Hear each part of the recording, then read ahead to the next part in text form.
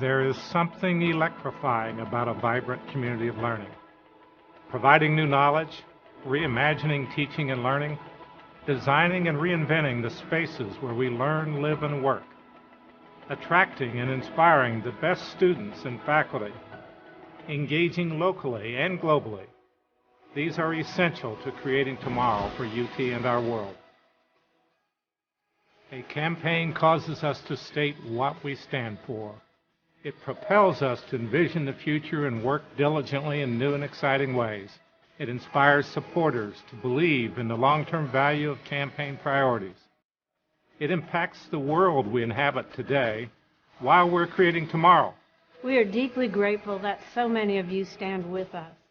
Together, we are developing UT as a model metropolitan community of learning. We are pleased you enjoy the satisfaction of investing in the lives of students. Your heartfelt commitment makes for an electrifying connection among all of us.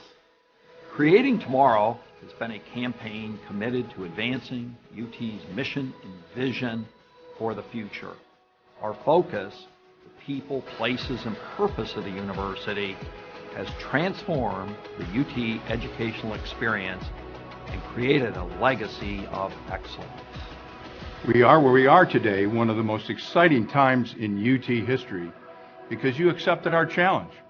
You have helped us transform UT from a local treasure with potential to a prominent national figure on the educational scene. On behalf of our campaign leadership team, we thank you for making so much possible. Because you care, because you believe, UT's future possibilities are unlimited. At the heart of our university are its people, our students, faculty, and staff who come from around the world and from different backgrounds to share a singular experience. Our primary concern is making UT accessible to deserving students, and then ensuring their academic progress, personal development, and career readiness. Your support ensures that a UT education remains within reach to exceptional students from across a wide economic spectrum. Currently, 92% of UT's almost 9,000 students receive financial assistance. The Creating Tomorrow campaign is committed to increase student financial aid and academic program development. UT's strong experiential learning program is nationally recognized for the variety and number of experiences that shape our students' lives. My UT scholarships are important because they allow me to focus on my studies and my future without the burden of financial struggles. I am currently a senior and have plans to attend law school next fall. This dream is possible because of the scholarships I've been awarded. Receiving financial aid has given me the time to compete on the cross-country team, become involved in student government, and to volunteer in the community. Each year, my scholarships have motivated me to achieve more academically. Thank you for believing in me. Creating Tomorrow supports an innovative campus that reflects our defining value of educational excellence. We have always considered our campus setting as a resource. The construction of modern buildings and facilities during the campaign has transformed the UT landscape and enhanced the student experience. Projects supported by this campaign inspire a strong sense of community for everyone who lives, learns, and works at UT. It is the exceptional education which takes place beyond the impressive facades of our buildings that helps us attract and retain talented faculty and students. Students have access to the best faculty, facilities, tools, and resources to nurture their passions. Cutting-edge technology and equipment provide students with new ways of learning and engaging others. UT's excellent residential learning environment provides a variety of rich co-curricular learning experiences. Our emphasis is on developing the whole person. We say we are changing lives to create tomorrow, and we mean it.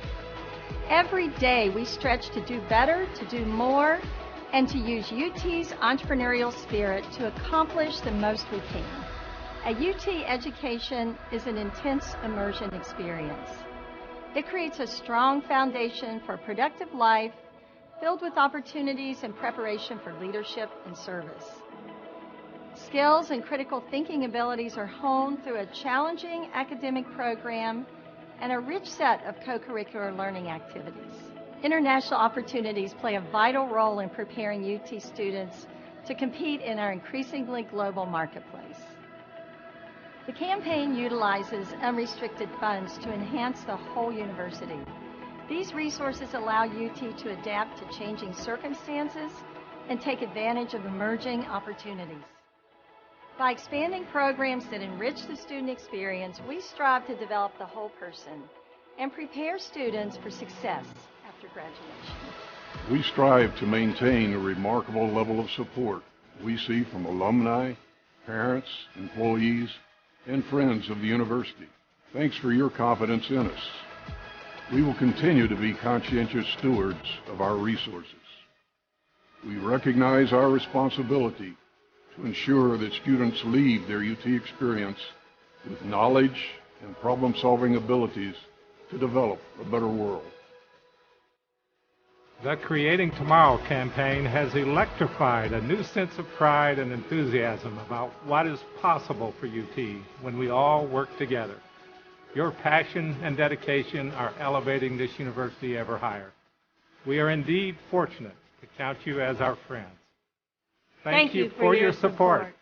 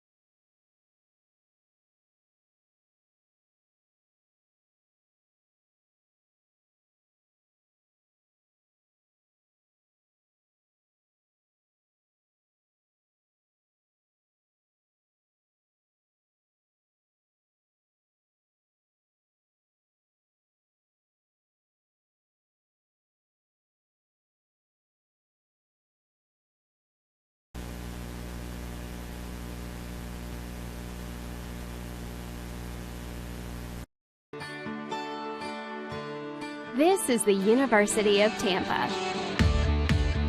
UT students travel from across the nation and around the globe to join a dynamic learning community. There are 150 academic programs, continuing studies for non-traditional students, and a highly ranked graduate school.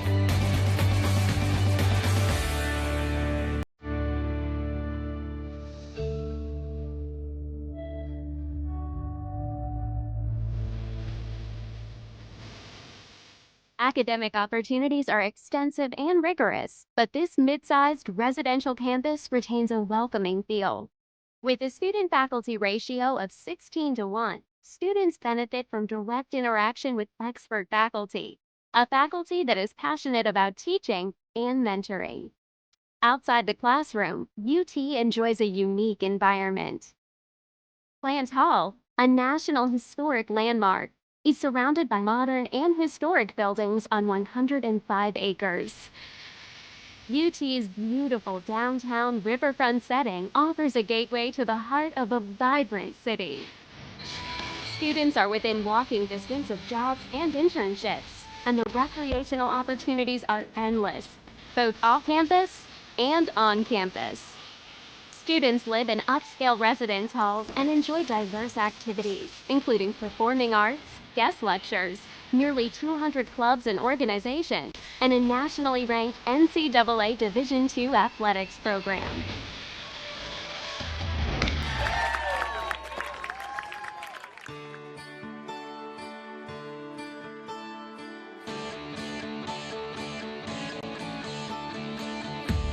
The UT experience begins with an innovative first-year program and continues with opportunities to challenge yourself in the honors program, to study abroad, to conduct research with faculty, to do an internship, to volunteer in the community, or to participate in multiple leadership programs. Explore your dreams, discover your talents, get ready to invent, innovate, and be a leader. This is the University of Tampa.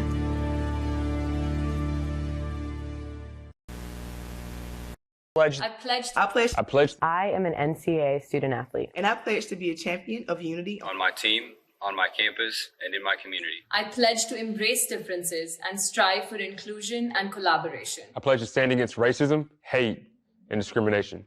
I pledge to strive for love, care, and forgiveness. I pledge to stand against silence, deceit, and obscurity. I pledge to strive for dialogue, truth, and understanding. I pledge to stand against fear and doubt. I pledge to strive for trust and belief in one another. I pledge to stand against complacency and stagnancy. I pledge to strive for change and growth. I commit to supporting my fellow student athletes in all circumstances that impact them. I commit to both choosing unity personally and encouraging it for all. I pledge these things because we are stronger together. United as one.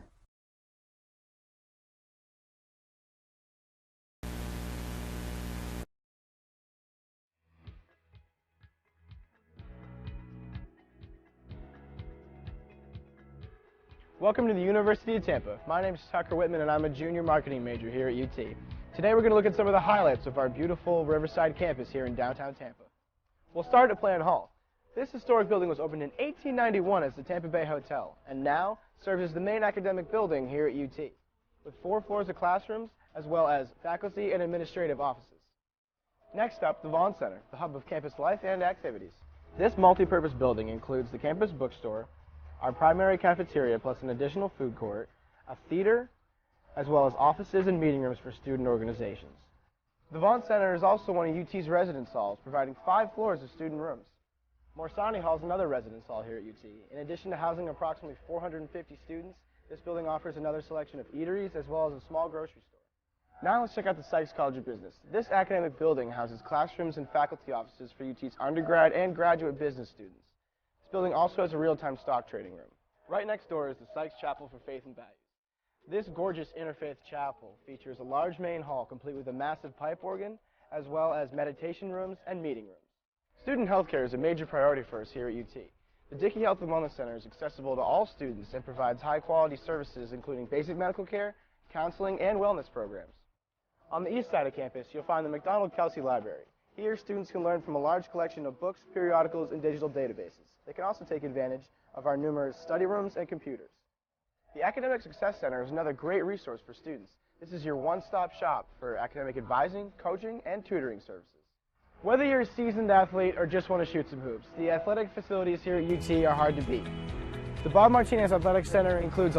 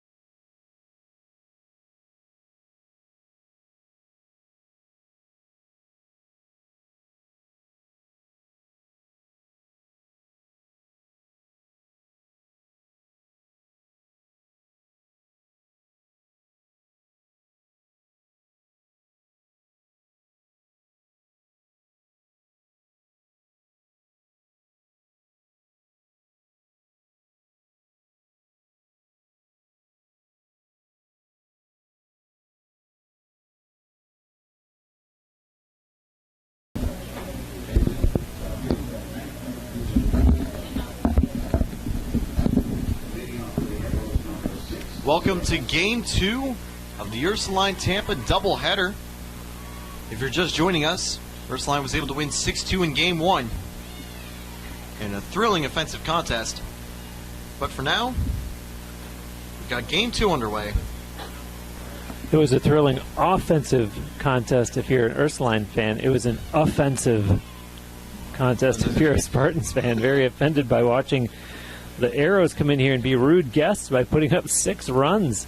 Yeah, we give you hospitality, and you go in and put 6 runs past us. Jokes aside, it's an 0-2 count by Mariah Gallhouse to start out the game, and it's strike 3 looking.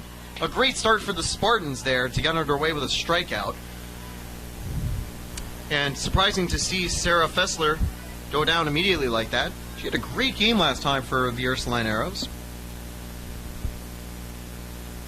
She did, and now we're going to see Savannah Hicks stepping into the batter's box for the Arrows. It's going to be missed on the bunt attempt, fouled away.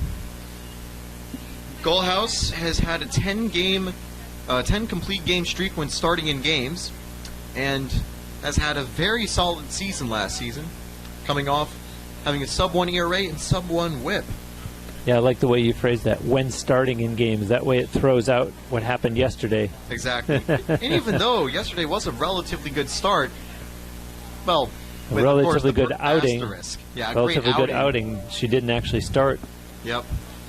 The game was started yesterday that Taylor's referring to by Mary Beth Feldman, and a line drive went off of her mask and forced Feldman to come out of the game. Thankfully, Feldman looked A-OK, but just for safety and precautions, she was given a preemptive rest. And Gallhouse came in, pitched 5 1/3 up until the 7th inning, hadn't allowed a single run, but unfortunately, thanks to a combination of passed balls and other factors in play, it allowed Verlander to come back and get a 3-1 win. And there you see Savannah Hicks with the first hit of the game. She's aboard on first base for the Arrows with 1 away here in the top of the first. So let's see if Ursuline picks up where they left off in game 1. They already have their first base runner. Beretta had a solid outing last time and will foul the first pitch off. Ooh, and it hits a fan, I think, square on the head. Hopefully they're okay, as the count goes to 0-1. You can see there's a little hole in the netting over to the right. Actually, you can't see on the live stream, I apologize. But the 0-1 here from Gallhouse. That is going to be grounded to third, a chance for 2. Gets the out at second, and Russo holds onto it. A good play to just get down and make the catch. So it's going to be a fielder's choice. Hold on a minute, they got her in a rundown. Oh, yeah, actually, Beretta got a little bit cheeky, trying to get to second, and gets tagged out. So forget the fielder's choice. That's just going to be an out. A nice double play. I don't know. I have no idea how you'd try to grade that one. Well, it's just good heads-up defense by the Spartans. And way to catch Alyssa Beretta getting greedy there. And that's the awareness that you need to have in the field, and results in good things like the inning quickly coming to an end. Just when it seemed like Ursuline maybe was going to try to start something early, we very quickly are into the bottom half of the first inning.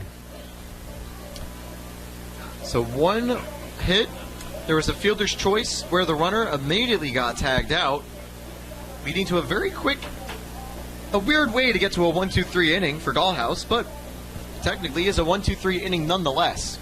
Well, and on the first half of that, Corinne Miner throwing over to Alexa Russo, who is covering. And Alexa Russo really didn't have a chance to even try to get the double play because she went down and making the play at second base, but it ended up working to the Spartans' advantage anyways, as they ended up getting the runner off the bag at first base. And that's why concentration's key. We were mentioning that Lander had a few nice plays, being able to quietly steal some bags because they had the awareness to catch when Tampa wasn't looking. And I think Tampa might have learned from that, as they were able to make Ursuline pay to try to, when they were off the bag. So, on the circle for Ursuline will be Ashley Zentek, who is a senior from Winter Springs, Florida. So notably, even though the Ursuline Arrows are a team in Ohio, they've got quite a few Florida residents playing for them. And we saw some interesting things in the pitching circle for Ursuline in Game 1. We had initially been told before the game started that Nicole Rawlings would start. She did not. Tara Backherms did. We ended up seeing Rawlings, and then Backherms returned to the circle after all. And now, as Taylor just mentioned, here in Game 2, we have Ashley Zentek starting for the visitors. First pitch is outside for ball 1. Meanwhile, Fantone leads off for the Spartans. Fantone takes the second pitch. It's going to be low and away for ball 2. A good eye from the reigning SSC Rookie of the Year. And Fantone, after having a quiet Saturday afternoon, absolutely lit it up in the Tampa loss, getting multiple hits and getting on base multiple times. Won't be able to get on base to start right here, as there's a simple grounder to second and throw to first. One away for the Spartans, and that will bring up Samantha Balmer. Stephanie Balmer.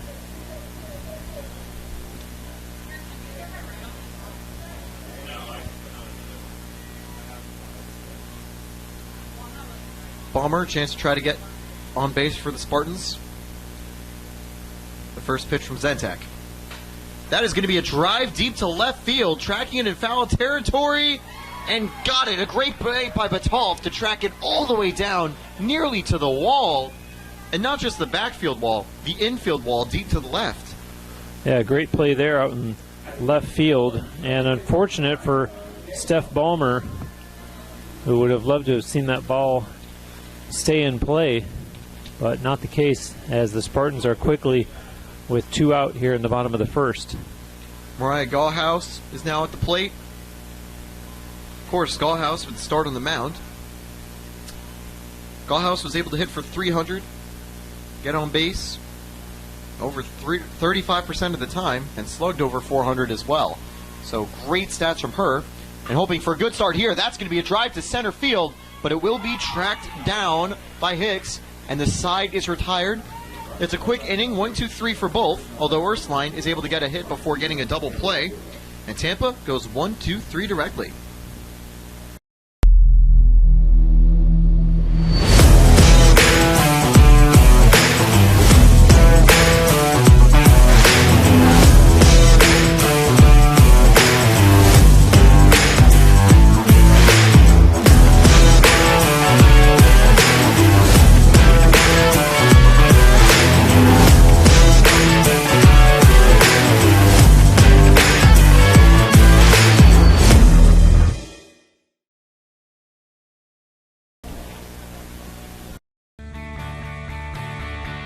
This is the University of Tampa.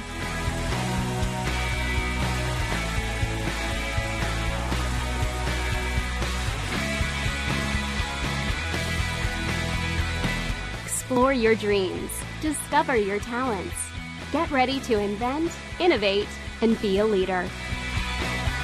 This is the University of Tampa. Back live at the Namoli Family Stadium, where we are through the first inning of Game 2 of the doubleheader between the Spartans and the visiting Ursuline Arrows. 0-0 in this game so far, after the visitors won the first game of the doubleheader 6-2. And the starting pitcher for UT here in the second game is Mariah Gallhouse, and she gets set to work here in the second inning against Maddie Fields. Fields had a good outing last time, but in the circle now is Gallhouse, and Gallhouse is known to be clinical. It's going to be a grounder. Russo, a good driving try, but wait, the throw from right field got her in time, and that is a heads-up play. You generally see a hit into the outfield and think, oh, maybe it's a single. Perkins says, hey, I got a few extra seconds. Let me just throw it to first. Jansen gets it in time, and it's able to beat the runner by a step. One away. Great way to start the inning for the Spartans. And you're right, the tendency is to just assume that it's going to be a single. And that's the same hustle from the first inning of the awareness that resulted in the third out, picking off the player that got greedy down at first base for the Arrows. Back Hearns, who pitched a very successful game last time from the circle, takes strike one here. Strike two, swing and a miss. Gallhouse, a chance to get 2 outs really quickly here. So now the 0-2. Yeah, Backherm's 2 for 3 in game 1 of this doubleheader that we saw her start and then give way to a reliever and then come back on and finish.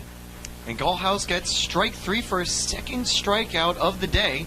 And there are 2 out here in the top of the second inning. Now at the plate will be Giovanna Herrera, trying to get some action going for Ursuline.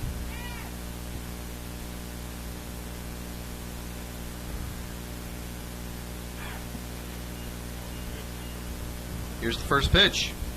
Herrera's going to ground it to first. Jansen picks it up, and it stays fair, and it's a 1-2-3 inning.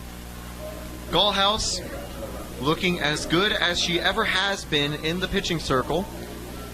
Having that last, the rough 7th inning from yesterday, definitely not on her mind. She's focused on today, and that's bad news for Ursuline, great news for the Spartans. Yeah, for Mariah Gallhouse, she's got to be happy making short work of Ursuline there in the top of the second if she's going to go the distance in this game. And so UT with a fresh chance here, opportunity to hit the reset button after that tough outing in game 1. And now they come onto the plate in the bottom of the second inning with neither team having scored yet. And going to work against pitcher Ashley Zentak. And Corinne Miner will lead things off for UT in the bottom of the second. She'll be followed by Alexa Russo and then Lexi Chevalier. And Corinne Miner was the starting pitcher in game 1, but we always talk about her offensively as much as we do her defense, and she was 1 for 4 in game 1 of this doubleheader. And she will lead things off here in the bottom of the second as the Spartans look for their first hit of the game. That first hit is going to be what the Spartans want to try to generate some offense and get going. So, it's going to be Corinne Miner. And Miner didn't have the greatest game on the mound last time, but had a solid game at bat. And it was a shame because Miner's always been great in the mound for the Spartans. So, going to be looking to have a nice little bounce back here in the second part of the doubleheader. Zentek in the circle getting ready. Here's the pitch. That's going to be just outside for ball 1. Well, the other side of it, too, is yesterday the Spartans hosted a doubleheader, only scored 2 runs combined, and then only scored 2 runs in game 1. So they'd really love to break things open here in this game, get their season started off with some strong offensive showing. And there's going to be a foul ball. That's going to just land in the bullpen for Ursuline. No one's warming up there, thankfully. Or else that could have gone in the way of one of the warm-up pitches. So it's going to be a 1-1 count now. Miner still at the plate.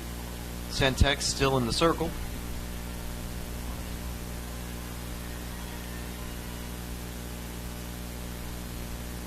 Miner's going to get under that one. That's going to go far, but tracking it down very simply will be Batolf.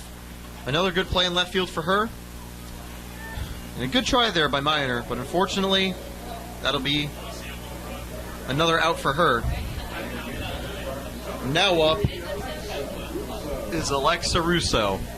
It's important, as I was saying, for the Spartans to put together something offensively. I had mentioned during game 1 of this doubleheader that next weekend they're going to be playing a lot of ball on the road up in Daytona Beach. Another 4 games in 2 days. And so you don't want to go on the road still wondering if and when and how your offense is going to get on track. So a good opportunity here in this game 2 of today's doubleheader to try to bounce back and do some damage with the bat. Go on here for Russo. Russo's going to take it inside, but it's able to move into the zone. Strike 2. And exactly that, because if you don't have your offense working entering another 4-game series, it could be so tough to just find the gears to get moving. They'd rather take that and try to get it going here for Ursuline so they'll be ready next weekend. It's a ground to third base and the first out, second out for the inning. It's going to be done and dusted. Russo not in time to beat the throw. And now, stepping up will be Chevalier. So, of course, Lexi Chevalier up here, continuing the Iron Woman stretch of games, having not missed a single game in her Spartans career. And hopefully, become the first Spartan to get on base. It might not be. Oh, it will! It goes through the legs of the third baseman. And Chevalier will get the first hit for the Spartans. And I do apologize if you are a Red Sox fan watching this, because that was very eerily similar to the play that involved a certain player named Buckner in Old World Series in the 1980s, where the ball went right through a third baseman's legs. This time, however, it's not any high-level situation. It's just the first inning, and only gets a runner on first. This will be fouled off by Perkins.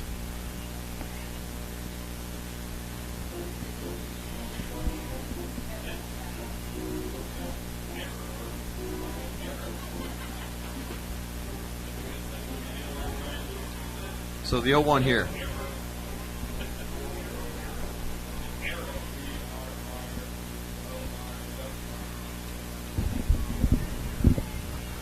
The 0-1 here. It's going to be taken outside for ball one.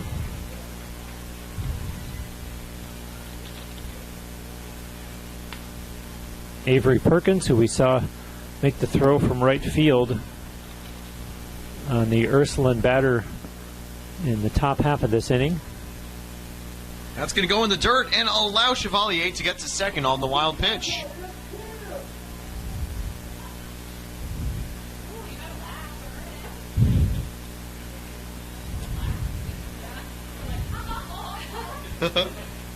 Two-one right here.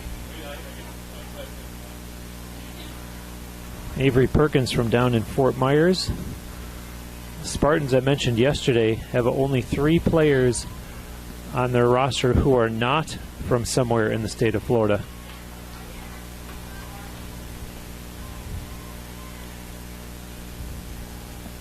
The 3-1 count now. Perkins potentially able to draw a walk. Grounded over, gets past the shortstop and brings runners to the corners. Chevalier tries to go home. There's a wild throw. And it's going to go into the dugout. And the Spartans will take a 1-0 lead with the ball going out of play. Let's see if Lexi Chevalier is okay. She was very slow in getting up. And you see head coach Leslie Cantor checking on her. It looked like when she dove back to the bag that she might have injured something. Potentially the ribs or something. Yeah, just a minor injury possibly. Hopefully nothing serious. Chevalier going to just have that checked out. But off, yeah, I think it was just sliding into the bag. Probably just caught something on the ground. It's a bit uneven out there. So that's unfortunate. But the Spartans are able to take a 1-run lead. As enter now the 0-0. That's going to be a fly foul that hits off the light. And Chevalier actually went outside the gate, so outside of the dugout. So she's obviously being looked at over there. So hopefully we'll see Chevalier again. Hopefully it's nothing serious. But Emma Jansen now up. And that'll be outside for ball one. It's a 1-1 count.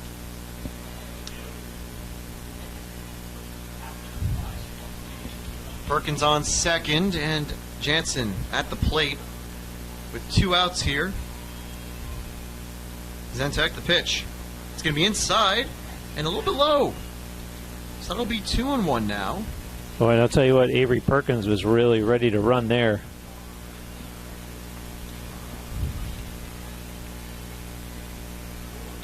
And with 2 outs, anytime the ball's put in play, you've got to sprint. The 2-1 here, it's going to be a drive by Jansen, but it's going to go right to the center fielder, and the side is retired. An errant throw leads to the Spartans scoring, and they take a 1-0 lead as we enter the 3rd inning.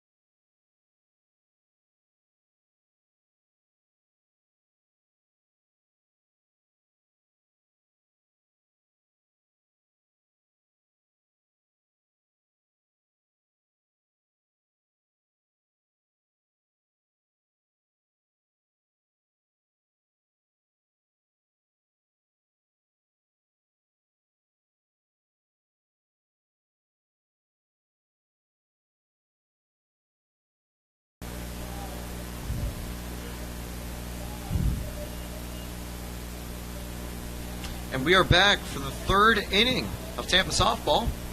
Live at the Namoli Family Stadium. We thank you for tuning in to Tampa Spartans TV or the Sunshine State Conference Network. Whether you are a Spartan fan or one of the fan of the Traveling Arrows, thank you for choosing us to listen in. And we are ready for the third inning of action. You might notice that there is a different player at catcher, and that is because Chevalier is sadly out due to an injury. Hopefully it's nothing serious. Hopefully we'll see her back in the game or later on next week in the weekend stretch that Tampa will have. But for now, it's going to be Savannah Miller coming in at catcher as there's ball one to open up the inning.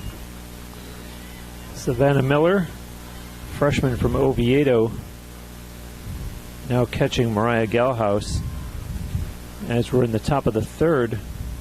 And there's a bunt that's going to go foul for the Arrows. And so back to the batter's box will come Ashley Buttolph. And fun fact about Savannah Miller, unlike a lot of the other freshmen on the team because of the COVID redshirts, Miller is an actual true freshman, the first year with the Spartans making her debut. Ashley Buttolph was 1 for 3 and scored a run in the first game of today's doubleheader. The 1-1 to Buttolph is going to drive it deep to right field and tracked down by Perkins, one away.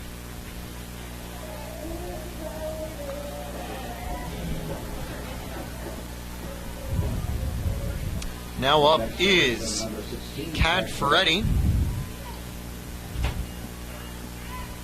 Galthouse pitching very well so far, only allowing that one hit that was later eliminated by the double play in the first inning.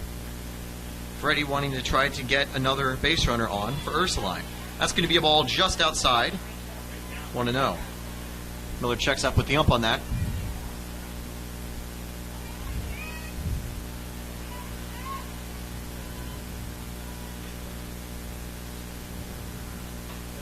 Going to be grounded and foul. 1-1. Kat Ferretti, she was 0 for 2 in game 1 of this afternoon's doubleheader. And so Ferretti batting here in the top of the third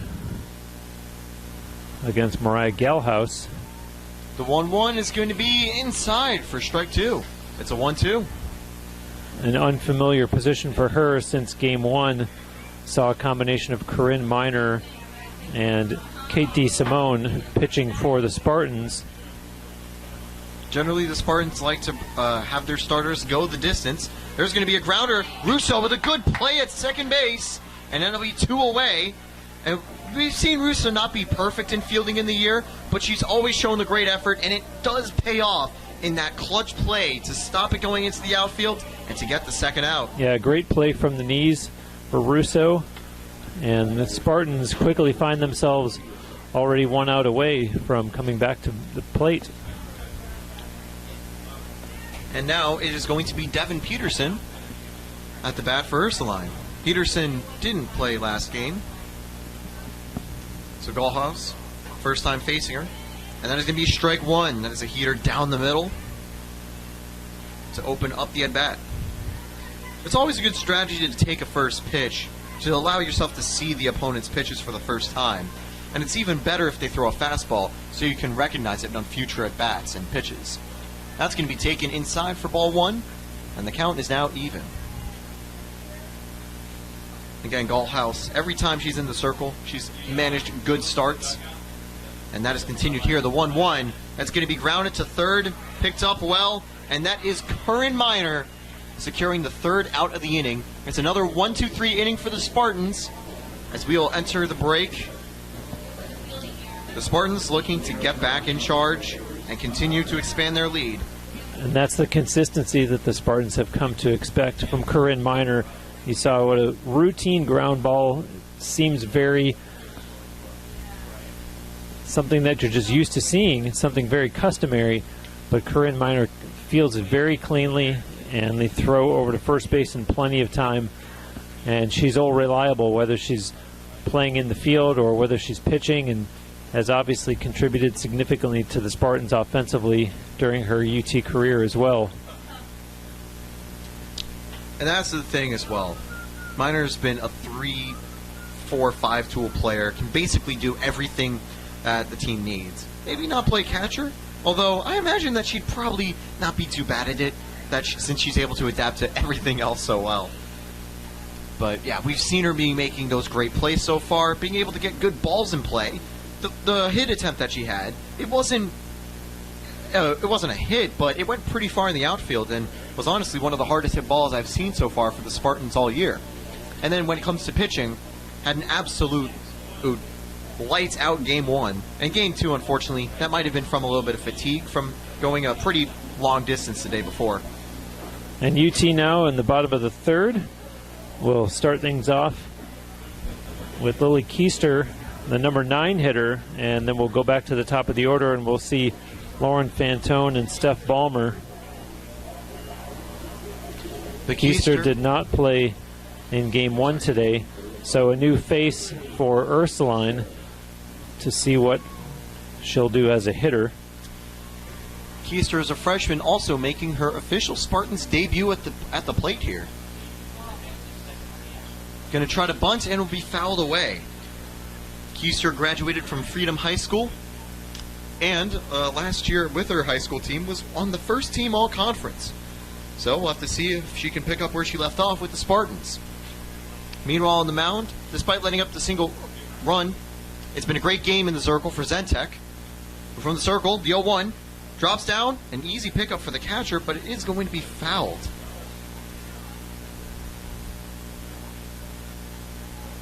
At this point, if you're Zentek in the circle, you're thinking, all right, I got to lock in. We're down 1-0, but it's still very early, and all we need is for our offense to get some action going.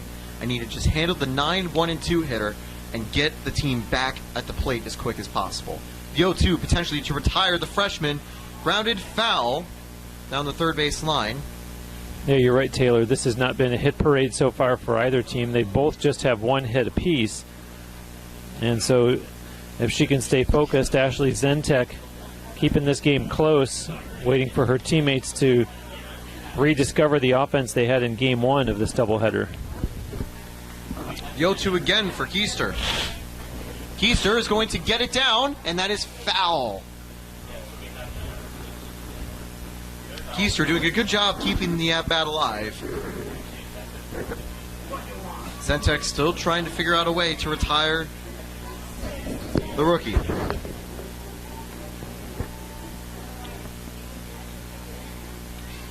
Both teams only managing a solitary hit. Tampa having an error to assist them, however, in getting base runners across. That's going to be a ball outside. A 1-2 count now.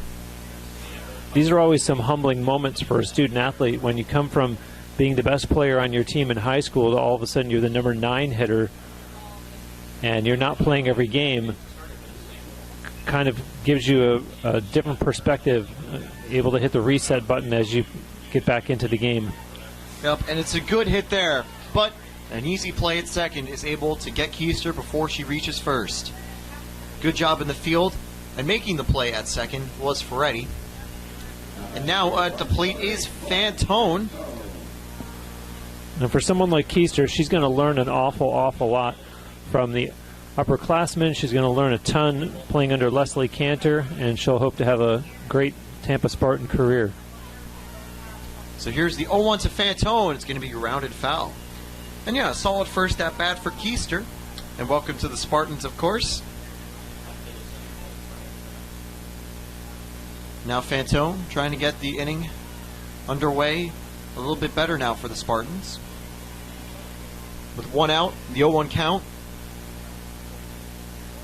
Zentek wanting to keep the Spartans from getting on base. That's going to be a ball way outside. 1-1.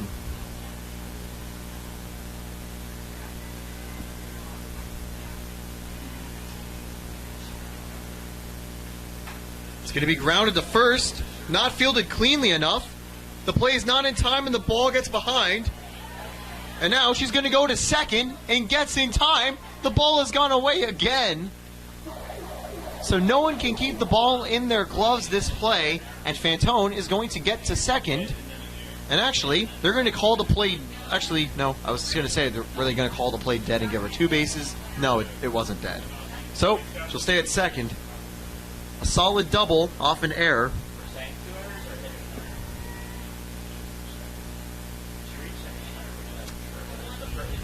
And now up is going to be Balmer. Yo-oh. It's going to get to the center field. It's not going to be handled well enough by second base. The throw to third in time. Throw to second, not in time. So instead, there's now 2 outs and a runner on second.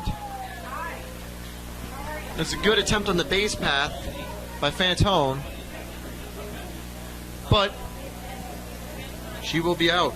An amazing sequence of events, and really unsure what's happened with the Arrows infielders in terms of not being able to handle these balls that they're dropping from their gloves. And it's to the Spartans' advantage, although they do end up getting the lead runner. So 1 away and a runner, quote-unquote, only at second for the home team.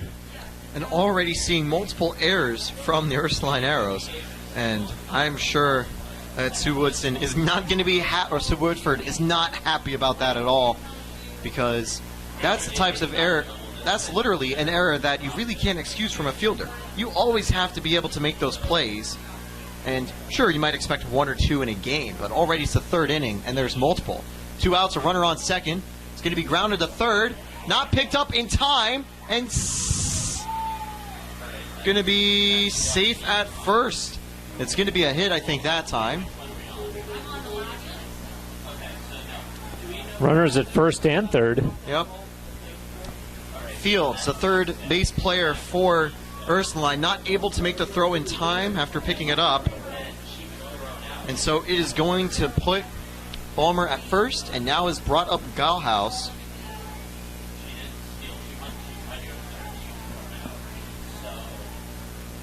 And now we're going to see Curran Minor Sue Woodford come out and talk to the home plate umpire. Yeah.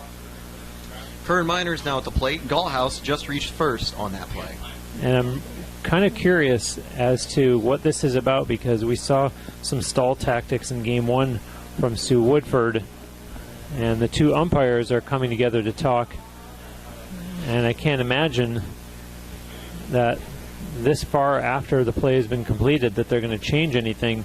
So unless Sue Woodford was making a lineup change, I'm not sure what this is about, unless she's trying to stall things again.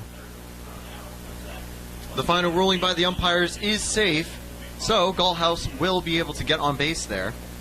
I think that time it's credited as a hit. I'm honestly still not sure, because there's been a lot of action in fielding. It's been hard to keep track. A lot of sloppy fielding, and that's Indeed. what's causing a lot of discussion amongst the official scorers. And it could be really Sue Woodford saying, I know they're not going to change the call at this point, but I just need to settle down my players and give them a chance to regroup defensively. What with Tampa mounting an attack now, having a runner at third base. And that's what's going to obviously be important. Tampa trying to take advantage of these errors and the sort of the issues going on right now with Ursuline. The steal attempt at second, Galhouse is going to get there, so now runners at third and second with 2 out. See, that play in particular was very curious, with Kat Ferretti cutting off the throw that was intended to try to get the runner at second, almost conceding that the stolen base was going to be successful. At that point as well, though, they probably wanted to make sure it didn't go into the outfield and potentially send another run home. It's now going to be a 3-0 count, just pitching around the Minor. Ursuline has to be careful here not to unravel, because if that's in fact what that was, you send the wrong message to your teammates that I don't have enough confidence in you to successfully complete that throw and catch from catcher to second base. And that is going to be a strike. Finally getting one over the heart of the plate. A good watch there from Minor. Curran Minor could help blow the game open right here for the Spartans. The 3-1 pitch here. And that will be ball 4. Curran Minor is going to draw a successful walk, and that has brought up Alexa Russo with 2 outs and the bases loaded. The pitcher's circle is the place I don't think anyone would want to be right now if you're on Ursuline. So definitely have to say, hey, Ashley Zentek, good luck trying to get out of this jam right here.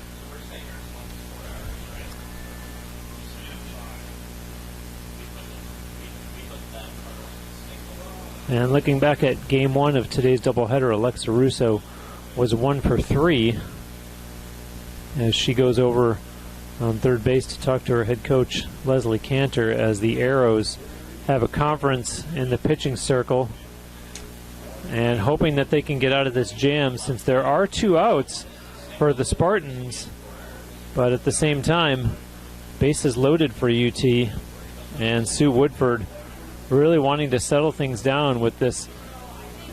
They show 5 errors on the scoreboard for Ursuline. I think the scorekeepers are saying that one of the errors on the scoreboard is actually being graded as a hit.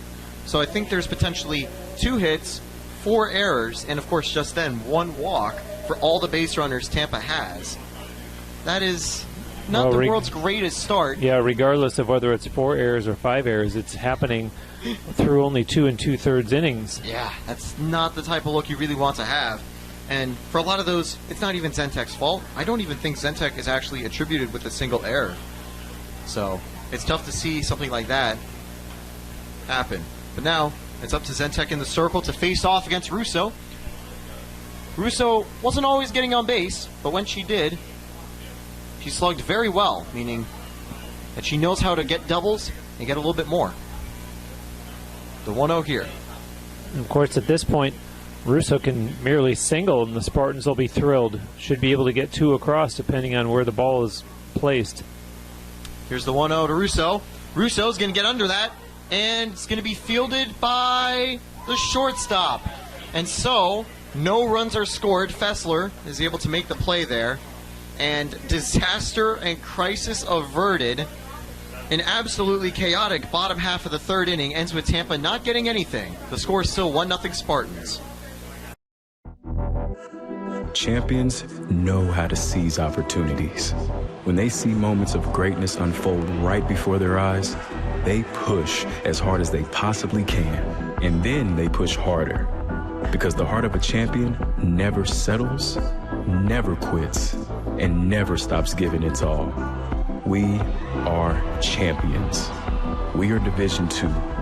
We go big, we give it everything we've got, and we win. On the field, on our campuses, in our communities, for our causes, in our careers. We rise to become champions in everything we do.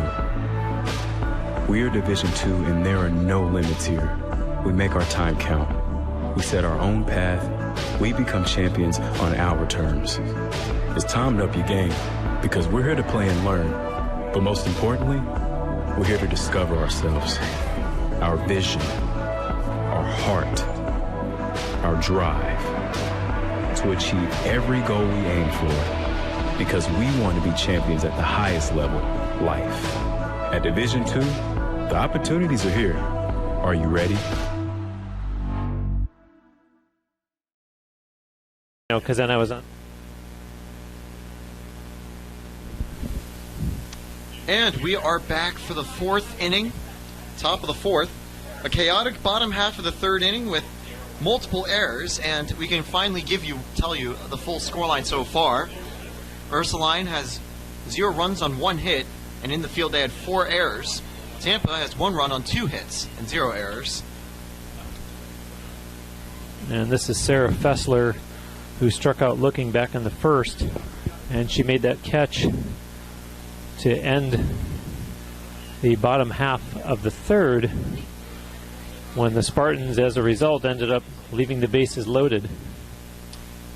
So Gallhouse there now, leading 0-2 to Fessler.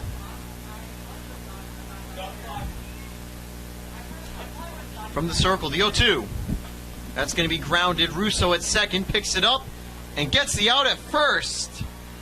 A good play there by Russo to track it down. She had the range to reach it and had the arm to beat the runner. And that wasn't even like an easy play at all. Fessler ran it really well, and I think was only out by about a step or so. Yeah, Sarah Fessler really making a name for herself. Game 1, she was 2 for 4. She had an RBI and scored 2 runs and almost ran that one out, almost beat out the infield hit. Of course, Russo at second base. Russo also had played at third, I think, in the first game, but Russo, I think, settling in very well in the infield so far. And that's, a swinging strike. And now once again in the circle, Gallhouse up 0-2 in the count. Yeah, Savannah Hicks would certainly like to have that one back.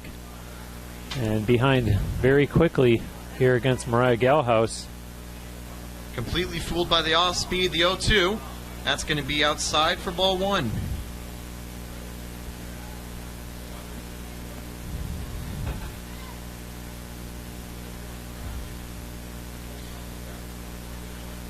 But almost a polar opposite in terms of performances for Tampa, and the off-speed catches Hicks looking. So it is going to be another strikeout for Gallhouse. Absolutely on fire so far. 3 strikeouts in 3 2/3 innings, and only 28 pitches so far. Now at the plate, however, is the dangerous Alyssa Barada, who had some great moments last game, but instead it's going to be grounded to Emily Jansen, and that's the inning. 1, 2, 3, done quickly. It's going to now be Tampa's turn to hit again as we enter the bottom of the 4th inning.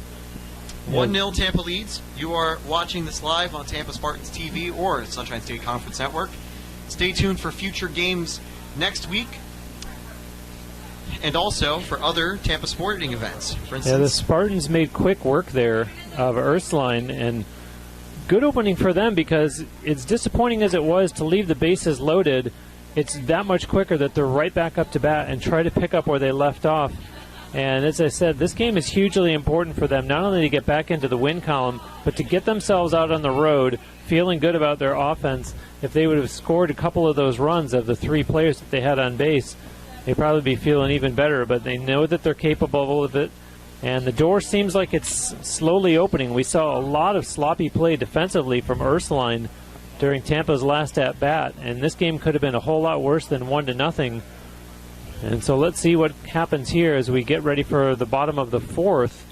And for the Spartans, leading things off will be the catcher Savannah Miller, and then she'll be followed by Avery Perkins, and then the first base player Emily Jansen, as those will be the 6, 7, and 8 hitters for UT here in the bottom of the 4th. So notably, of course, Savannah Miller replacing Chevalier after the injury. Miller is going to be making her first Tampa at-bat. Potentially leading off now in the circle against Zentek again. You know, and you do have to be a little concerned if you're head coach Leslie Cantor. First 2 days of the season, you see 2 players get injured in games. I'm referring to yesterday with pitcher Mary Beth Feldman taking the ball off the mask, and then today Lexi Chevalier being injured here in the 2nd game and having to put in a different catcher. You have to hope that the both of them will be okay as they head out on the road next weekend going up to Daytona Beach. So the 1-0 pitch is taken by Miller. There's the 1-0 here. It's taken again. It's going to be 2-0. A good eye for Miller to open up her first at-bat as a Spartan. Currently leading right here. Here's the 2-0 windup. That is going to be taken inside, and that is a strike. Pretty unique to see 2 players both making their collegiate debuts in the same game, referring to the current batter Savannah Miller and Lily Keister, who we'd already seen, both for UT. We'll have to see how they do. That's a great hit over to second. That is a great hit there for a Spartan debut for Miller. It's grounded to the shortstop, and she simply throws it to second after making a good diving play. Not going to try a challenge throw at first, as it probably would have ended a little bit poorly. Yeah, so congratulations to Savannah Miller on her first hit as a Tampa Spartan. And that brings up Avery Perkins now with nobody out in the bottom of the 4th. Perkins the 0-0. Perkins going to square down, but it'll go foul. So the 0-1 here.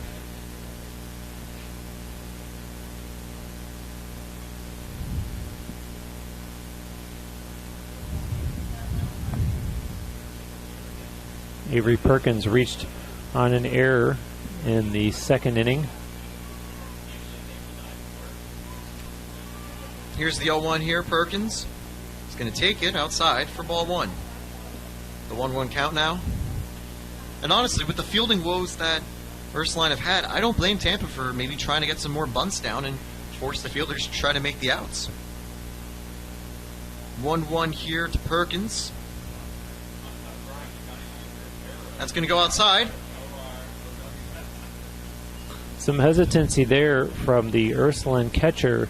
A little surprised because down at first base there was quite a leadoff by Savannah Miller, and had the throw gone down there, they might have gotten it there before she was back in time. So here's the 2-1 now. The bunt's going to go down and stay fair. The throw to first, out, but the sacrifice works as Miller is able to get to second. And honestly, Perkins nearly beat the throw out. Yeah, good play by Avery Perkins, and at the end of it, at least they did advance the runner Savannah Miller over to second, but you're right, she very well could have beaten that out. And now is Emily Jansen stepping in the batter's box. Runner on second with 1 out. A chance to try to help Tampa score again. Jansen's going to ground this over to short. It's going to get by the shortstop. And now runners will be at the corners with 1 out. And surprising, because I've carried on so much today about Sarah Fessler, both offensively and defensively, and when you pile on the compliments like that, you expect her to make every play, especially one like that looked borderline routine and just wasn't able to get her glove down in time. And as a result, UT finds themselves with runners on the corner with only 1 out here in the bottom of the 4th. And Keister was ready to get her second at bat, but she will actually be pinch hit for, it looks like.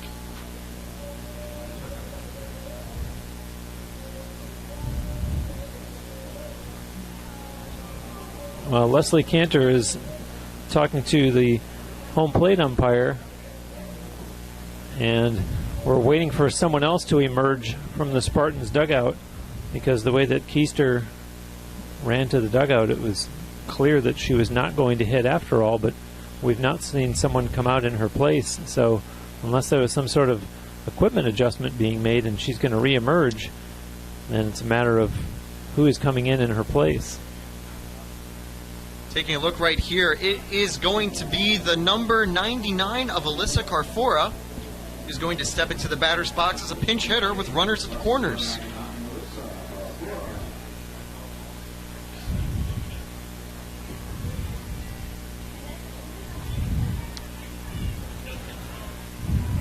So Carfora is going to be called upon in this high stress situation, high pressure, to try to find a result. She had 2 at-bats last time and didn't get on base at either of those times. Carfora wants to turn that around. She's squaring up for a potential squeeze. That's going to go low for ball 1.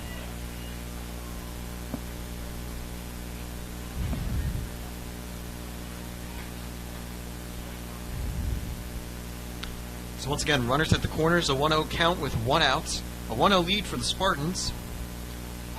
Zentek in the circle here with the 1-0 pitch. That is going to be driven down the third base line. The Spartans now take a 2-run lead. It is a great hit by Carfora. The pinch hit working perfectly. And now the top of the lineup is back with Fantone, who's already 1 of 2, getting another at-bat. But that has to be something that Leslie Cantor is going to be really happy about. Her underclassmen coming through. She had Savannah Miller, the freshman, down to third base. You have a sophomore and Alyssa Carfora with a great hit that drives in the run.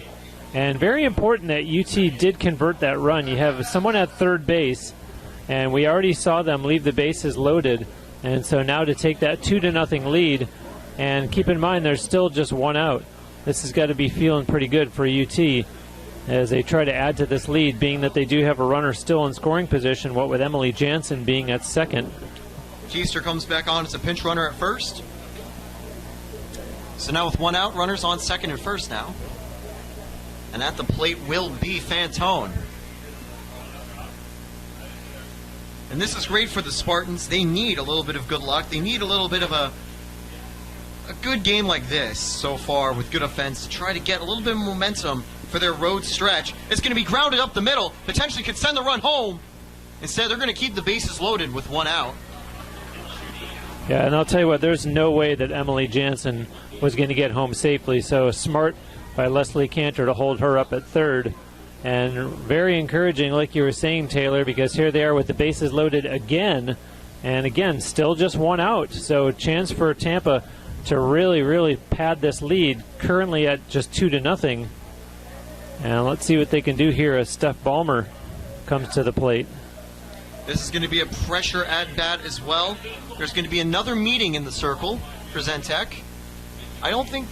there is going to be a pitching change. Zentek will be relieved after a few innings of work. Zentek has gone 3.1 innings pitched, 3 1/3, having allowed 6 hits and 2 runs. Only one of them earned because, again, there were 4 errors by the team. So, unfortunately for Zentek, there wasn't a lot more that she could have done to help her team succeed.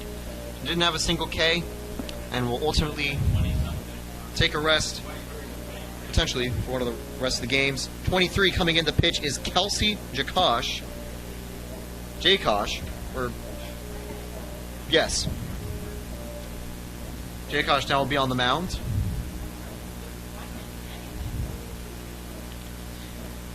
And so, we've got a bases loaded situation with 1 out. And Stephanie Ballmer is going to have a chance to try to continue to increase the Spartans' lead. And the meeting on the mound is hopefully to try to get maybe another second arrest for everyone, and a few discussions being held by each team. And of course, whether you're Kelsey Jakosh or anyone, nobody likes to come in a situation like this where you're coming in and the bases are loaded and there's only 1 out. So she's got her work cut out for her here. As Ursuline, who won game 1 of this doubleheader pretty decisively, suddenly the tables are turned, and it looks like the 2 teams have traded places from where we were earlier this afternoon. As you see, Kelsey Jakosh going through her warm-up pitches here. And notably, even though there were 4 errors, the Spartans have also managed to get 6 hits. So their offense has been doing really well. Out of 17 at-bats, they're hitting .353 right now in the game. It's been a very overcast Sunday afternoon. We currently sit at just 62 degrees. And I mentioned good turnout here, and the fans are certainly a lot happier with what they're seeing here in this second game so far than what happened in the first game, as the Spartans dropped to 1-2, what with having split a doubleheader here yesterday. 6-2 was the final score in game 1 of today's doubleheader, and now we're ready to resume this one with the Spartans currently in the lead 2-0. So it's going to be a 2-0 lead right now for the Spartans. Bases loaded with 1 out. And at bat is Stephanie Ballmer, a chance. The first pitch here will be taken by Jakosh from the circle. It's going to be a strike, 0-1. On deck will be Gallhouse. And I know Gallhouse definitely would want to try to take a swing right here with the bases loaded like this. There's going to be a flyer out to right, but it's going to get fouled before the first baseman can track it down. 0-2 count now to Ballmer. But yeah, Mariah Gallhouse, I know she'd be licking her chops at a situation like this, being one of the stronger hitters for the Spartans.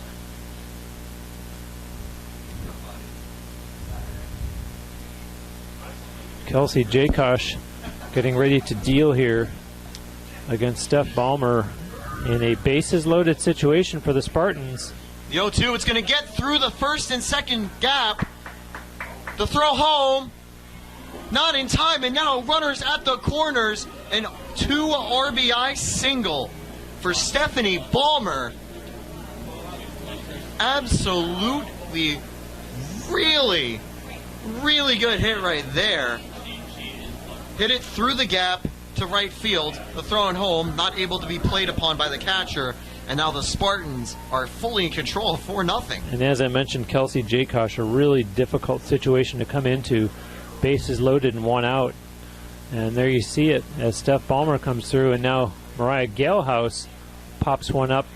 That's going to be handled routinely by Sarah Fessler for out number 2. But don't forget, the Spartans do still have runners on first and third, and their lead is now increased to 4-0 in what so far is a 3-run bottom of the 4th. And so Corinne Miner, the cleanup hitter for the Spartans, will look to try to keep things going against Kelsey Jakosh and perhaps still add more to this now 4-run Spartan lead.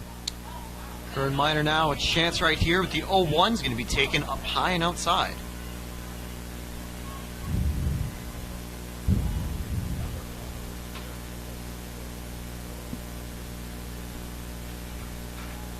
Here comes the 1-0. Miner is going to send that to center field, and that will retire the side as it is caught.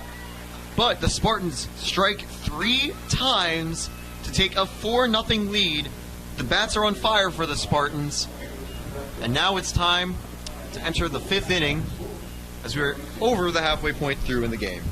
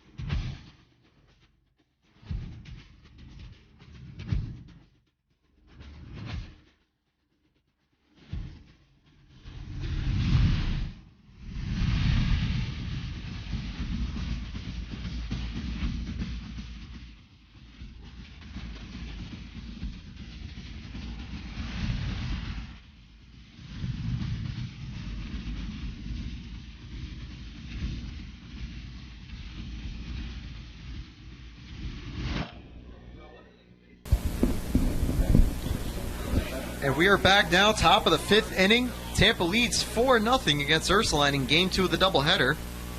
And a tale of 2 games. 2 completely different outcomes so far. Gallhouse, the first pitch. It's going to be taken inside for strike 1. That's Maddie Fields batting for Ursuline. She's 0 for 1 in this game. And the Arrows need their hitters to start getting on track here. Spartans have out-hit them 7-1 so far. And Gallhouse has been responsible for getting some hits at the batting box and also keeping them from getting hits in the pitching circle. So, great stuff so far from Gallhouse. It's a 2-0 count, however, now. It's going to be a grounder over to Russo. Simple play to first. 1 away. Maddie Fields, she threw the bat down almost in disgust. She knew what the result of that was going to be. And you have to wonder if frustration is starting to set in for the Arrows, probably aided by all the errors that they've committed in the field, never mind being on the wrong end of a 4-0 score. For sure. That's definitely tough for any team to have to handle with. All the errors and all the issues, and having to go out and not being able to convert in an at-bat like that. It's really tough. Tampa had a few of those issues with less errors last game. Now the 1-0 to open up to back Herms, who pitched really well last time out. Herms swinging strike there. Down 1-1 in the count.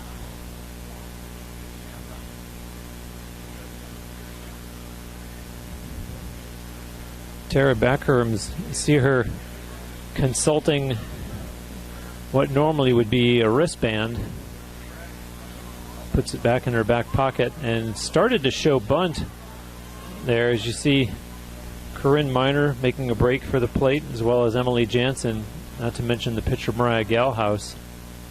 So Tara Backherms had them all fooled, although it went for naught, as the count's now 1-2 against her. So the 1-2 from Gallhouse. That's going to be a flare out to right. Tracking it down and making the play is Perkins. 2 away. Tell you what, some nice defensive play from Avery Perkins so far in this Game 2 of this doubleheader. Had that play where she threw the runner out at first base. A couple of nice catches like that one there. Good defense for UT. So now at the plate will be Giovanna Herrera, trying to find some success here and get things moving for Ursuline. Apart from that hit in the first, no one's been able to get on base for Ursuline. Giovanna Herrera. A lot of miles traveled for her softball career, playing up in Ohio. Today she's playing down in Florida. She's from Arizona, and there she flies out to left field as the Spartans end Ursuline's half inning very quickly. And it was a good play by Fantone to track down that line drive easily and put it away for the final out. Solid defensive play from the Spartans, combined with great pitching from Gallhouse in the circle. And now the Spartans are going to be back up at bat. And once again, of course, Jakash, who came in relief for the final 2/3 of the inning, is going to be back on the mound. Yeah, and the frustration is only going to continue as the Arrows are unable to muster up any offense, especially when you go down as quickly as they were just retired in the top half of the 5th. And so their hope now is that it's a little bit of a fresh start for Kelsey Jakosh coming in to start an inning, as opposed to having inherited 3 runners on base and given up some runs there. I have to hope that she can turn the tables and retire UT rather quickly so that Ursuline can get back to work with their bats. So bottom of the 5th now here. And exactly that, Bruce. That is going to be what Jakosh wants to do, to not give Tampa a lot of time to rest and try to get out of the inning cleanly. But that will be easier said than done. Stepping up at the plate now will be pinch hitter, I believe. Yeah, it's going to be a pinch hitter, as Miranda Perez is going to step in. Hitting at the spot normally is Russo.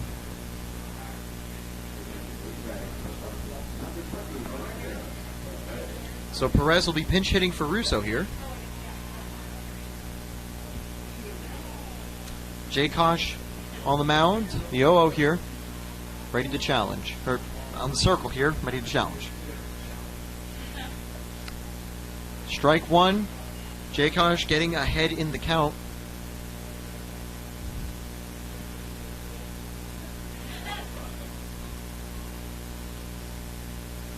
Go 1.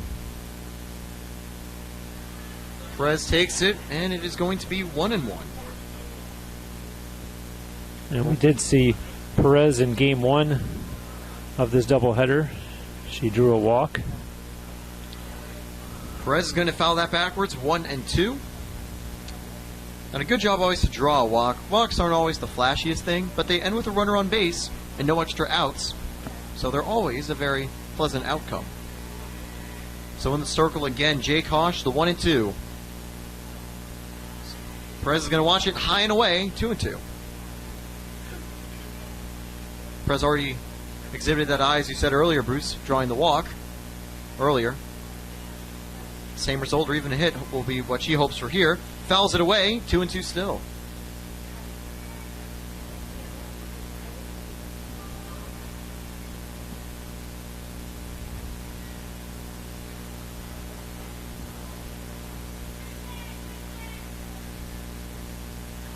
Takes ball 3 right here. Wow. Wow. That went down and away. And now Perez has gotten herself a full count after being down 1-2. So great work there. Fouls it away, as that's going to roll over the net and come back down onto the field. And good job by Perez to work this at bat and stay alive here against Kelsey Jakosh in the bottom of the 5th. So the full count pitch from Jakosh again. Perez is going to send that to center field. It gets down for a single. That was a well-placed ball. Really nice hit for her. And so the Spartans a shot in the arm here as Perez starts off with a single. And then Savannah Miller comes to the plate, having already recorded a single of her own back in the 4th inning. Savannah Miller did a great job to be able to open up with a single in her first Spartan at bat. Miller going to hope for the same here. Baits the bunt and takes the first ball. 1-0 count.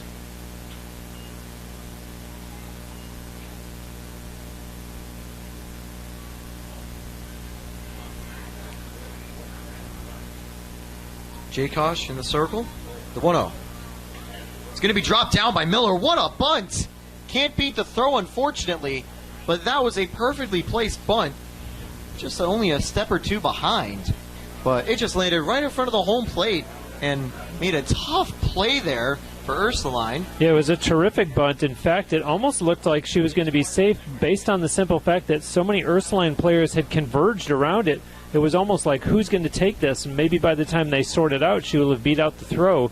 It wasn't the case, but a terrifically placed bunt nonetheless, and it does move the runner up to second base in the person of Miranda Perez. So Perkins is now up the 0-1 count after taking the first strike.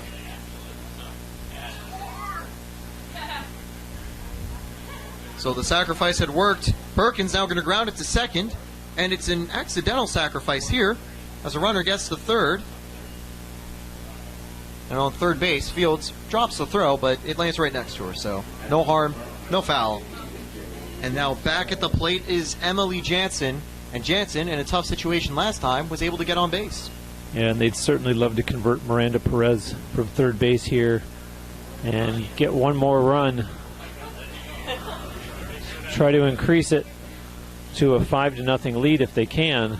And right now, some strategy being discussed between head coach Leslie Cantor and Emily Jansen.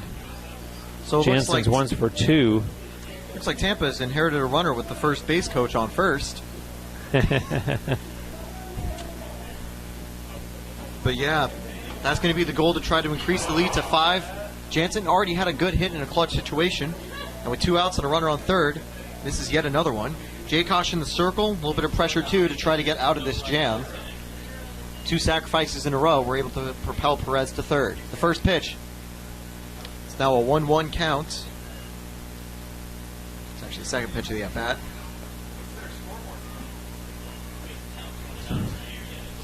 It's a 1-0 count. And there's going to be a hit to right field. Jansen, just like last time, gets a blooper single down, and the RBI propels the Spartans to a 5-0 lead. And Miranda Perez, no trouble scoring from third on that one. And the Spartans, good for them for coming through with an RBI single with 2 outs in the bottom of the 5th. And that'll bring up Lily Keister, the number 9 hitter. Keister was pinch hit for last time, but here the 0-0 count. She's going to ground it to third. Nearly beats out the throw at first, but the side is retired. Spartans are able to score again off of 2 sacrifices, a Perez single and Emily Jansen single. And they will be leading entering the 6th inning, 5-0.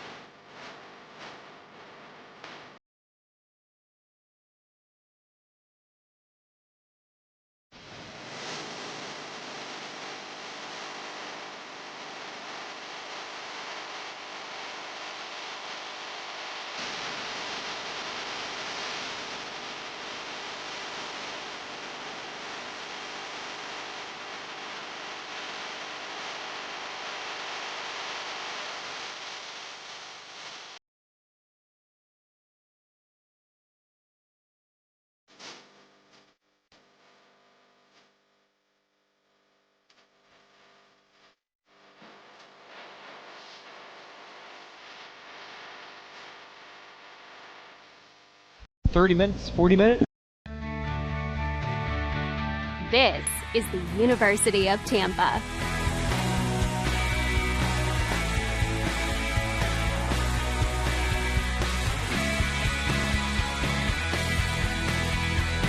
Explore your dreams. Discover your talents. Get ready to invent, innovate, and be a leader. This is the University of Tampa. It is the 6th inning here for Ursuline and Tampa. Tampa leads 5-0. The first pitch is going to be fouled backwards. In the circle for Tampa still is, my bad, Mariah Gallhouse. And Gallhouse has been lights out so far. 1 hit allowed in 5 innings of work, as well as 3 strikeouts. The bunt's going to miss, so it'll be an 0-2 count now. Yeah, very efficient with her pitches today, too. Mariah Galhouse, only 38 pitches through 5 innings. And at this rate, Galhouse would definitely have a quick start. The 0-2 count here. Strike. Actually, going to be fouled back. Just had the tip on it. I almost thought it came off the glove instead of the bat. But still a great job in the circle so far for Galhouse, with very few pitches in 5 innings of work. It's going to be grounded now to third. Curran Minor with a great play to get the first out. And again, those routine ground balls look so simple when Minor does it, but they are harder, especially with solid base running there, as was shown by Batov. Spartans are just firing on all cylinders in this game, offensively, defensively, doing everything right, and looking completely different from the Spartans team that played game 1 of this doubleheader here against Ursuline. It feels like Tampa came after the last game and said, you know, I took that last game personally, and went out on all cylinders, immediately getting results. 1 run in the second, an absolutely massive 4th inning with 3 runs, and then in the 5th inning they were able to get 1 more as well. Meanwhile, Galhouse has been continuing to pitch the lights out. The 1-0 here. It's going to be inside for ball 2.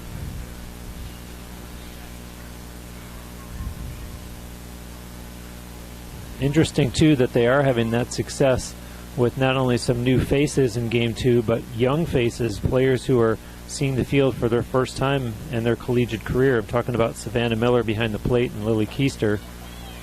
It can show the success of Tampa's recruiting to find some rookies already doing very well. 2-1 count here after the called strike.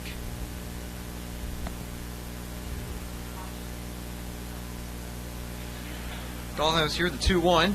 That's going to be popped to right and tracked down and secured by Perkins for the second out.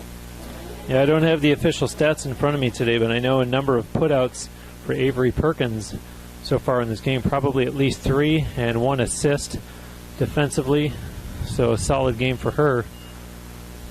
Perkins even had earlier a throw from right field that beat a runner to first.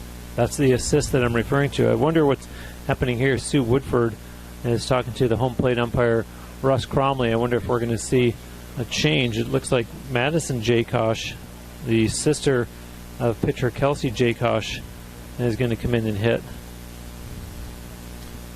Jakosh, well, the Jakosh twins, or sisters, are from Brecksville, Ohio, and both are juniors.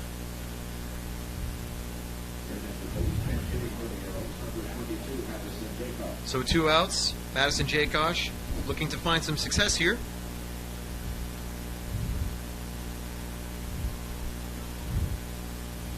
Galhouse here with the 0-0.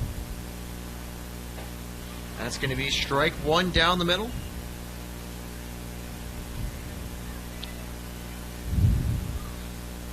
Galhouse getting ahead in the count. The 0-1 here. Oh, that's a nice off speed to force a swing and miss. An 0-2 with 2 outs here.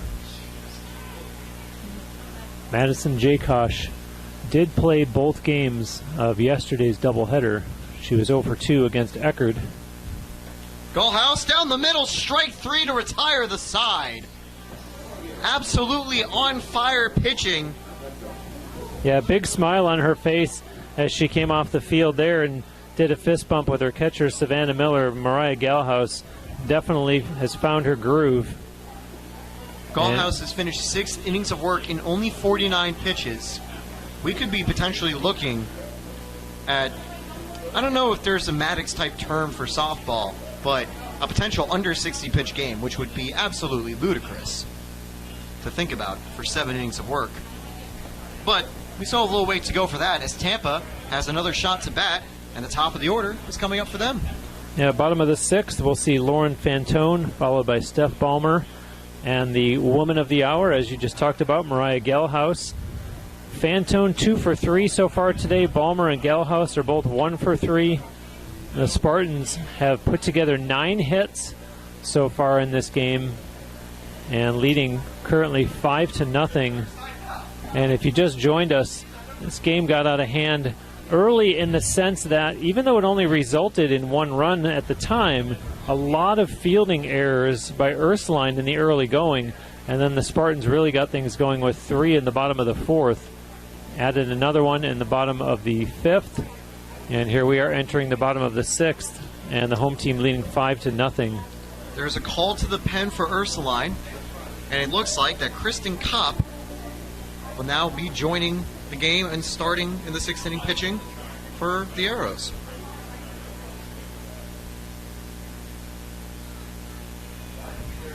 And Kopp making her first appearance of the season. She is actually from here in Tampa. Did not play at all in yesterday's doubleheader across the bridge in St. Pete when the Arrows played Eckerd. And here she is entering in the bottom of the 6th. And she will face Kylie Seawick.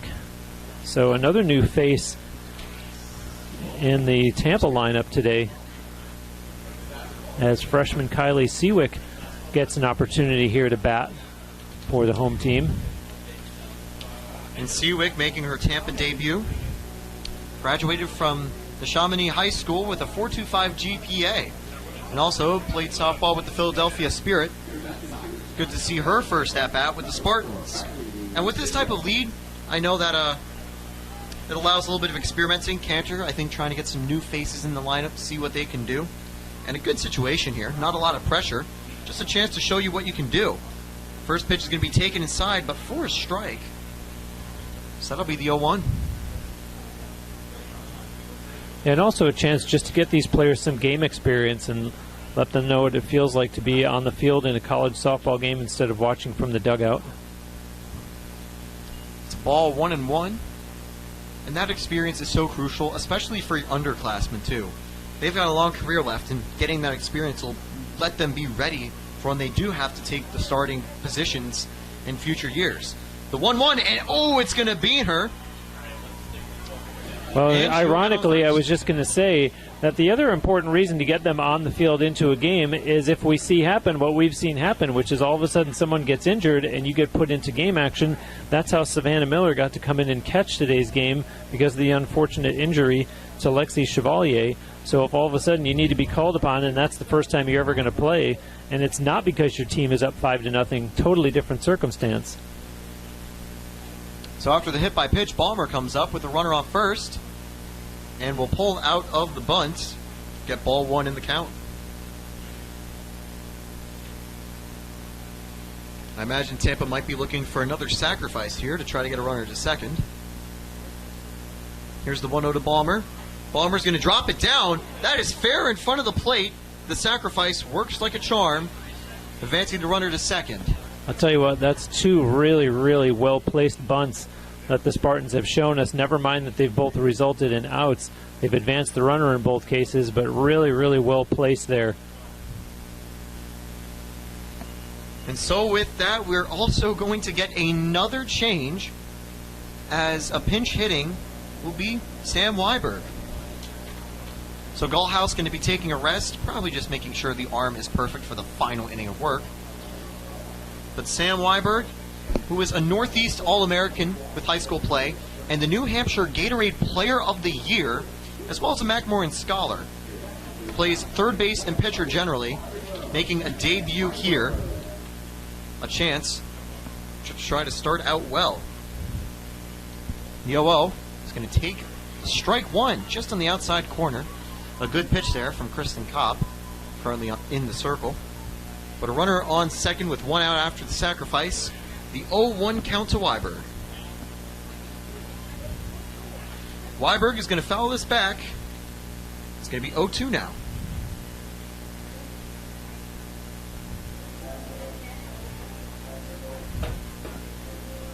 Curran Minor taking some practice swings. Wonder if she'll also be pinch hit for maybe another rookie. But here's the 0-2. It's going to be outside for ball 1. A good eye to not fall for the bait there by Weiberg. Kristen Kopp, that one almost got away. It's a good thing that the catcher, Madison Jakosh, able to snag that one. Could have possibly been an opportunity to advance the runner to third. And there's a drive to right, and it will get down in time for the out. A good run by Herrera to track it down. 2 outs here. Curran Minor back up at the plate. And a good first at-bat there for Weiberg. Unfortunately for her, it doesn't end in her staying on base, though. So now, Seawick on second. Minor at the plate, 2 outs. Cobb could get out of this inning without conceding any runs here. Only the solitary hit. Yo-oh. And by hit by pitch, which doesn't count on the score sheet as a hit, but and kind of is the same in a way, as it ends with a runner on first. And if it's hit in the hand, you'll still have a little bit of ringing in the hand, just like when you hit a very good ground ball. And there it is, a ground ball to left. The run home, the throw home, in time. It's now a 6-0 Spartan lead, and a solid double there from Curran Minor.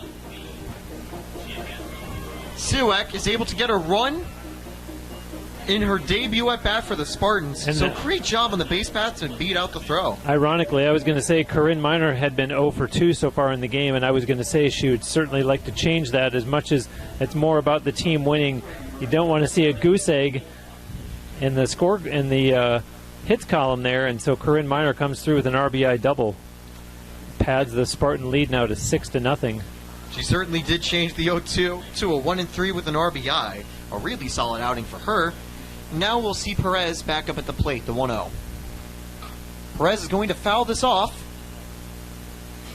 1-1. Yeah, you're right. If you're looking at your own individual stats at the end of the day, 1 for 3 sounds a lot better than 0 for 2 or 0 for 3. And so Curran Minor happy to get that RBI double. For Tampa, this type of game is just what the doctor ordered after having an agonizing loss in the second game on Sunday and not being very competitive in the first game today. Meanwhile, it's going to be Perez. A step late. A great play, and what a reach at first base by Barada. Apart from the rough performances for Ursuline, Barada has had one amazing day in the field and at bat. Good stuff from her. So, we'll be entering the final inning.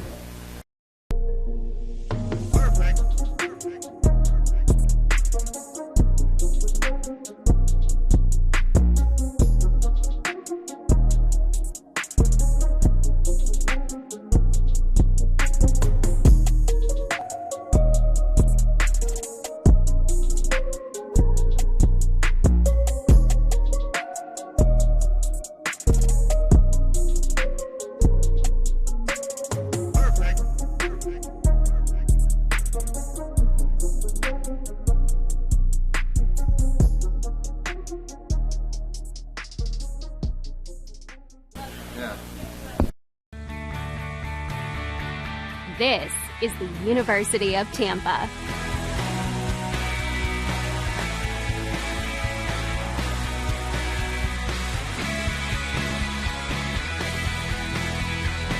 Explore your dreams. Discover your talents.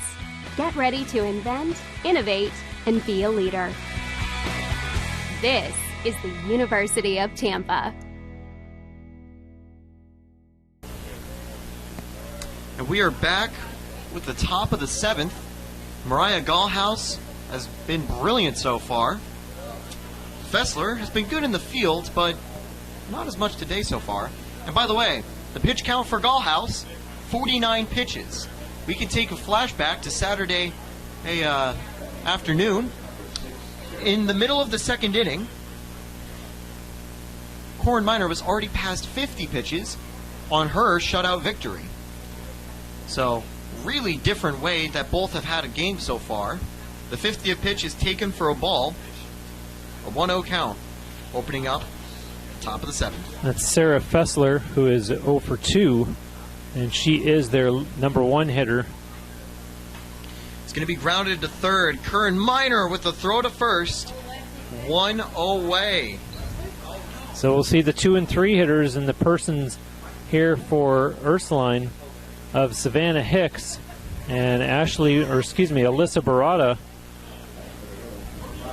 as the arrows are down to potentially their final 2 outs, very much on the wrong end of a 6-0 score. So Hicks up here She was the only person to get a hit against Gallhouse previously. And that was all the way back in the first inning. Yeah. So you can just see how strong Gallhouse has been throughout the entire game. The 1-0 here. Taken outside, 2-0. Savannah Miller trying to frame that one in a way to perhaps try to coerce home plate umpire Russ Cromley to call it a strike, but nothing doing. Framing is always an important part, but wasn't able to frame it perfectly enough to fool the ump. That being said, foul tip there. 2-1. Already getting back into the pitching battle here is Gallhouse. Hicks trying to get on base again. 2-1. Hicks is going to line that to left. Diving play, can't get it. So that will be a second hit of the game for Ursuline, and it will be a double. So a double play opportunity is going to be really unlikely. And a second hit of the game for Savannah Hicks. She has both of Savannah's only, or excuse me, Ursuline's only 2 hits of this game.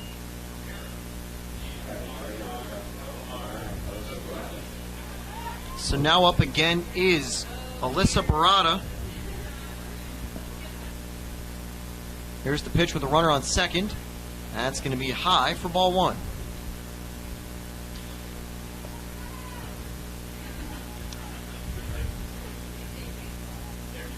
The 1-0. Barades will foul this one off as it lands into the imaginary car in the bullpen. So now a 1-1 count with 1 out and a runner on second. Barada so far 0 for 2, but certainly had a great first game. Here's the 1-1. Barada will foul that off. A 1-2 count now.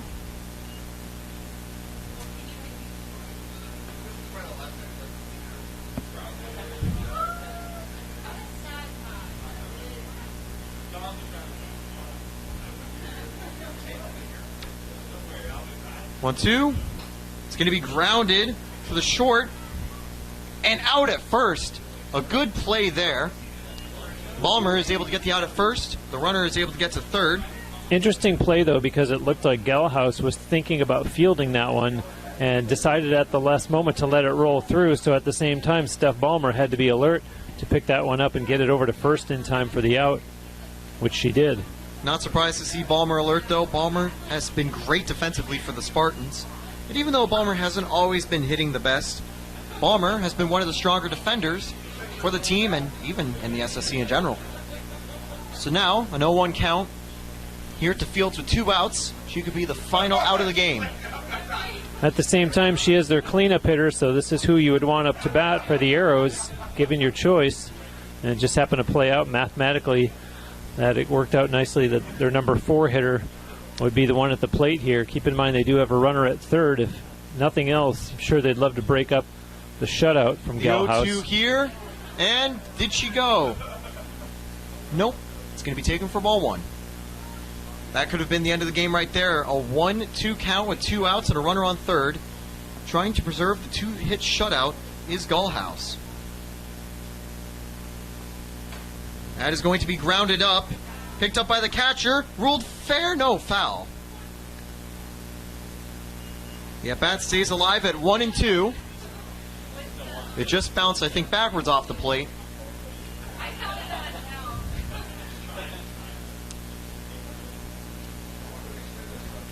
So Fields gets another shot at it, the 1-2 here. Here's the pitch. Fields is going to foul it off again.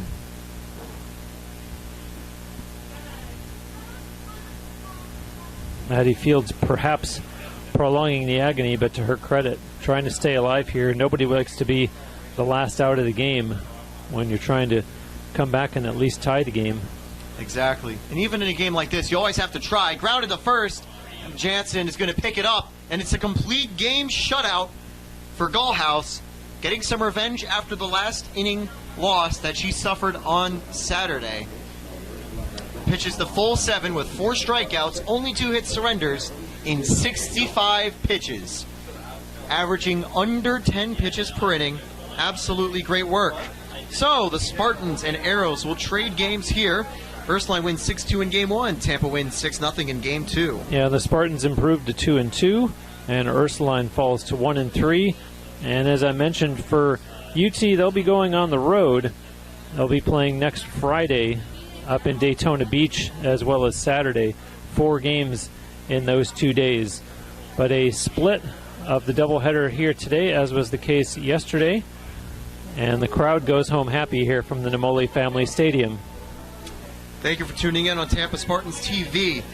We know that you have busy weekends, so thank you for joining us and watching some quality softball. 2 fun games. Even if they weren't the closest, we saw a lot of offensive action. And by offense, I don't actually mean offensive. I mean a lot of offense being played in the game, with 10-plus hits each time for Tampa and 10 hits in general in both games. The first game having a lot more.